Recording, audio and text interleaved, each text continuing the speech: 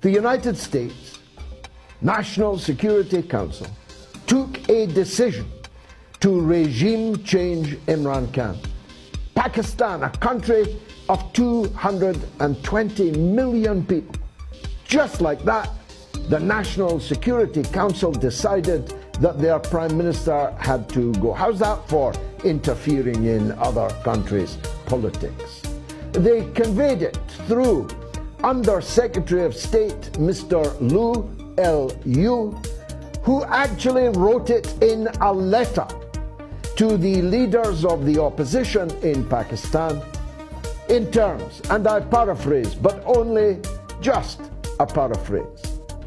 The letter said that relations between the United States and Pakistan would not improve as long as Imran Khan remained Prime Minister, and that the only way that relations could improve is if an election were to return someone else as Prime Minister. As clear an intervention in someone else's sovereign affairs as it is possible to imagine. Unfortunately for the United States, this letter found its way into the hands of Imran Khan.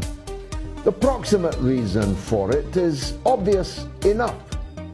Pakistan has the closest possible relations under all prime ministers, indeed even under military dictators in the past, with the People's Republic of China, its neighbor.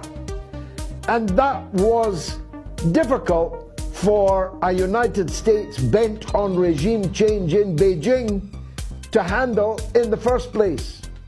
But on the first day of the Russian military operation in Ukraine, where was Imran Khan? He was in Moscow, signing a deal with President Putin to receive at knockdown prices a guarantee of Russian gas and a guarantee of Russian wheat in order to heat his people, in order to feed his people, in order to keep the wheels of industry turning for his people. In other words, he was doing his job, his duty as the Prime Minister of Pakistan. But this double harness of a Pakistan in closer cooperation with Russia and in an ironclad alliance with China lit a fuse which they hoped, still hope, would lead to the explosion of Imran Khan's premiership. They put together a motion of no confidence, which the Speaker just kicked out of Parliament this very day, because it was the fruits of a foreign conspiracy and because Imran Khan had already asked the President of the country to dissolve the National Assembly and hold general elections within 90 days. General elections which I confidently predict will see Imran Khan sweep the country if the United States does not ensure that the army, whose top brass are playthings of the United States and always have been, ever since the country was created, the military which hanged the martyr Zulfikar Ali Bhutto, the military which overthrew elected prime ministers like Nawaz Sharif, like Benazir Bhutto.